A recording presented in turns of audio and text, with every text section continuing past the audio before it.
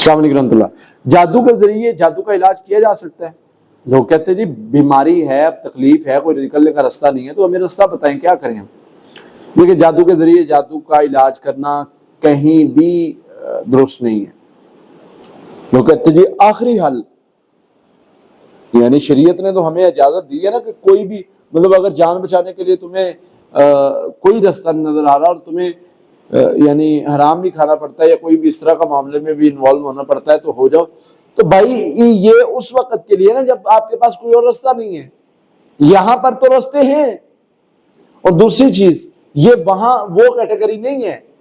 اس میں تو اللہ نے ساری چیزیں بتائی ہوئی ہیں آپ کو کہ یہ پڑھو گے یہ جادو ختم ہو جائے گا، یہ پڑھو گے محفوظ ہوگے. یہ تو جادو آپ کی کمی کی وجہ سے ہوا ہے، آپ کی اپنی کوتاہی کی وجہ سے ہوا. اگر آپ پڑھائی کر رہے ہوتے تو نہیں ہوتا، ہم محفوظ رہتے اللہ کی رحمت سے. تو یہ جو چیزیں ہیں ان میں خود کو بہتری لانی ہے، آپ نے پڑھائی کرنی ہے. جادو سے علاج نہیں کروانا، کیونکہ اس میں جادو کروانے میں شرک ہوتا ہے، کفر ہوتا ہے، اور اس کے ساتھ اس میں وہ چیزیں شامل ہوتی ہیں جو ایک طرح سے انسان کو ایمان سے خارج کر دینے والی. اب جب میں جادو کے ذریعے چاہے علاج کے لیے جادو کروا رہا ہوں تو عمل تو وہی ہو رہا ہے، اور پھر اس کا رزلٹ کیا نکلے گا؟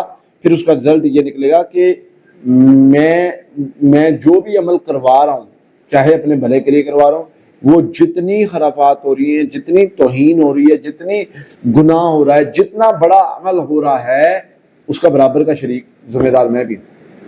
تو اس لیے حفاظتی پڑھائی سے علاج کریں گے انشاءاللہ. علاج ہم بتاتے ہیں جس طریقے سے اس سے کریں گے انشاءاللہ.